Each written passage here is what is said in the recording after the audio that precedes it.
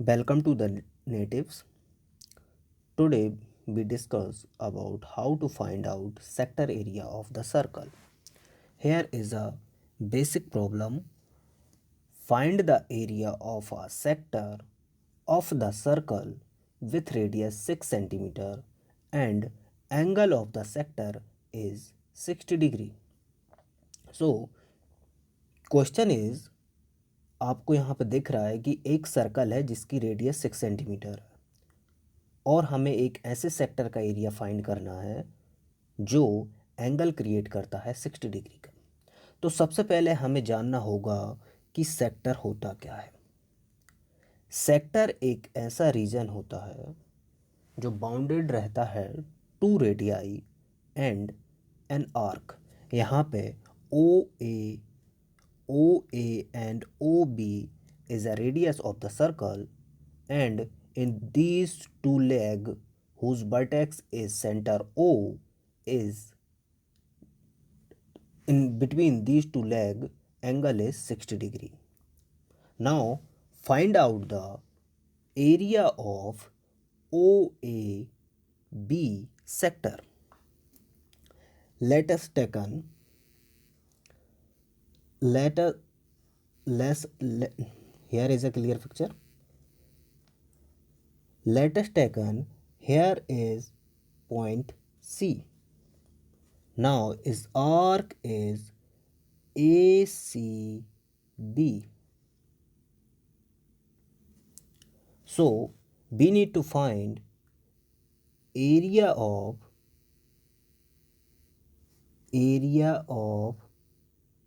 sector OACBO।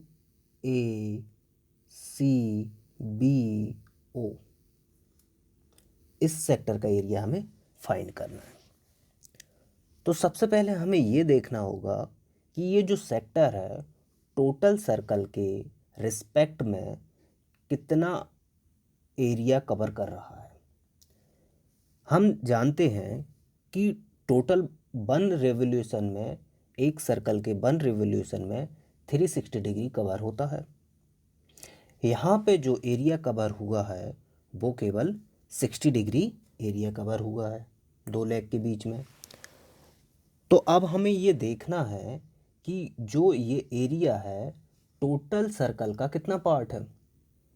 तो इसे निकालने के लिए अगर हम देखें तो 60 डिग्री जो हमारा एरिया ये कवर कर रहा है आउट ऑफ 360 डिग्री, तो ये एरिया हो गया टोटल सर्कल के एरिया के 1/6 हो जाएगा ना, 6 6 36। तो ये एरिया हो जाएगा 1/6 part of the total circle.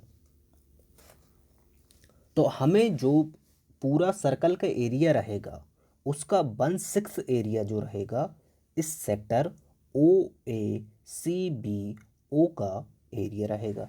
चलिए फाइंड करते हैं एरिया।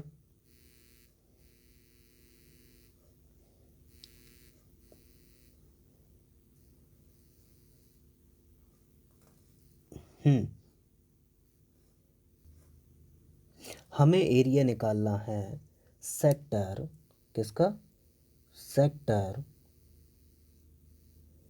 OACBO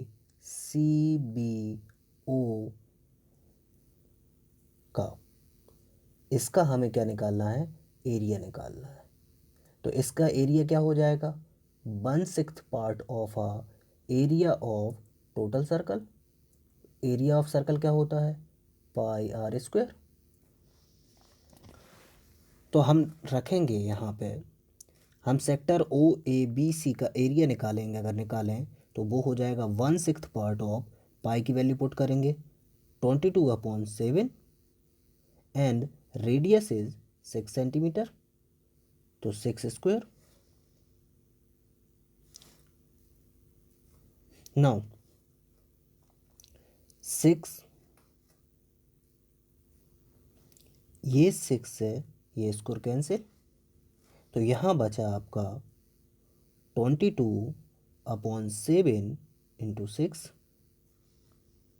ये हो जाएगा आपका 22 6 जा 132। 132/7 सेंटीमीटर स्क्वायर, ये आपका सेक्टर एरिया होगा। अगर इसे हम प्रॉपर वैल्यू फाइंड करना चाहें तो ये वैल्यू होगी 18.85 centimetre square. So it is clear. Now next question is, here is two concentric circle, which question is find the area of shaded region. Here is green red green cover region. In the given figure, if the radii of two concentric circle with center O are 7 centimeter and 14 centimeter respectively, and angle OAC equal to 40 degree. तो चलिए हमें यहाँ देखना है कि यहाँ पे आपको दो सर्कल दिए हैं जिनका सेंटर एक ही है, वो है O। अब जो छोटा सर्कल है उसकी रेडियस 7 सेंटीमीटर है और बड़े वाले सर्कल की रेडियस जो है 14 सेंटीमीटर है। और सेंटर को वर्टेक्स लेते हुए दोनों लेग जो सेक्टर क्रिएट कर रहे हैं उनका एंगल है 40 डिग्री। अब हमें बताना है कि जो ग्रीन शेडेड रीजन है ABDC, उसका एरिया क्या होगा। थोड़ा सा डायग्राम को जूम आउट कर लेते हैं। कुछ इस तरीके से है डायग्राम। अब हमें इस एरिया का रीजन जो एरिया है उसका ABDC इसकी वैल्यू फाइंड करनी है। तो सबसे पहले हमें देखना होगा कि अगर हमें जो है छोटे सर्कल की रेडियस दी रखी है वो कितनी है, R कितना दे रखा है हमें, स्मॉल r दिया है 7 सेंटीमीटर, एंड बिग सर्कल की रेडियस जो है वो कितनी है 14 सेंटीमीटर। चलिए ठीक है यहाँ तक। अब हमें क्या करना है कि अगर हमें जो है एरिया निकालना है, कौन से एरिया निकालना है शेडेड रीजन का। एरिया ऑफ शेडेड रीजन अगर हमें फाइंड करना है वो है ABDC। अगर हम देखें एरिया ऑफ ABDC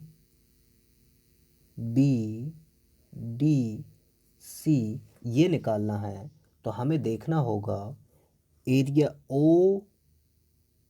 O से B, B से D और D से O, ये वाला सेक्टर का एरिया निकालना होगा और उसमें से हमें माइनस कर देना होगा O से A और C और B के एरिया को। अगर हम यहाँ पे सेक्टर का एरिया निकालें, कौन से सेक्टर का, OBDO, उसका एरिया निकालें और इसमें से हम माइनस कर दें सेक्टर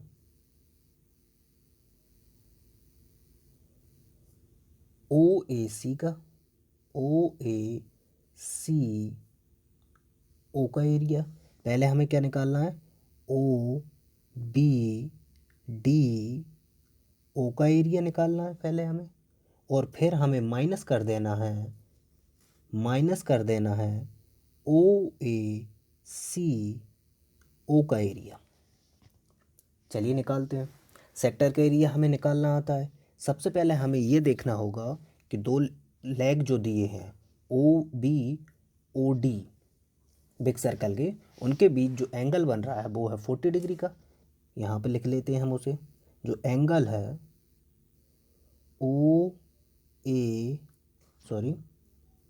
एंगल जो है AOC जो है वो है 40 डिग्री। तो अब जो एंगल 40 डिग्री बन रहा है तो हमें क्या करना है, सबसे पहले सेक्टर बिग सर्कल का सेक्टर एरिया निकालना है और फिर उसमें से स्मॉलर सर्कल के सेक्टर एरिया को माइनस कर देना है, तो हमारे पास जो एरिया चाहिए हमें वो मिल जाएगा। कैसे करें, तो इसके लिए हमें देखना होगा कि ये टोटल सर्कल का कितना पार्ट है, ये कितना पार्ट है। उसको निकालने के लिए 40 डिग्री इतना एरिया कवर कर रहा है ये सेक्टर, टोटल सर्कल कितना होता है 360 डिग्री कवर करता है। इसमें मल्टीप्लाई कर दें आप पाई आर स्क्वायर, मतलब पाई और यहाँ capital R square big circle के लिए। इसमें से माइनस करना है हमें, ये भी 40 डिग्री का एंगल बना रहा है, कितना टोटल 360 डिग्री में से, इनटू करेंगे इसमें पाई स्मॉल आर स्क्वायर। अगर इसको हम करते हैं तो हमें आंसर मिल जाएगा। हमारा जो स्मॉलर सर्कल का रेडियस है वो कितना है, स्मॉलर सर्कल का जो रेडियस है वो हमें दिया गया है, स्मॉलर सर्कल का रेडियस बिग सर्कल का रेडियस जो है वो दिया गया है हमें 14 सेंटीमीटर। यहाँ 0 से 0, 4 9 जा 36, 9 टाइम 1, तो यहाँ आएगा 1/9 इंटू पाई का वैल्यू 22/7 इंटू 14 का स्क्वायर। बिग सर्कल का radius 14 centimetre. Now minus 1/9 into 22/7 into smaller circle radius is 7 centimetre, so 7 का square. Now here is 1/9 into 22/7 into 14 into 14. We can write it because 14 into 14 is equal to 14 square. Now 1/9 into 22/7 and here is 7 into 7. Yes. Now say 7 to the 14, so here is 1/9 into 22 into 2 into 14 and minus 1/9, 7, so 7 cancel, 22 into 7, so 14 to the 28 and 28 to the 28,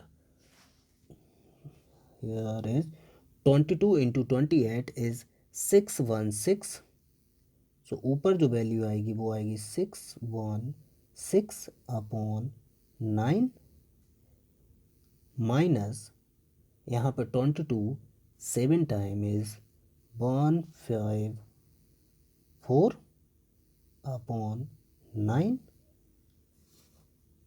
yes.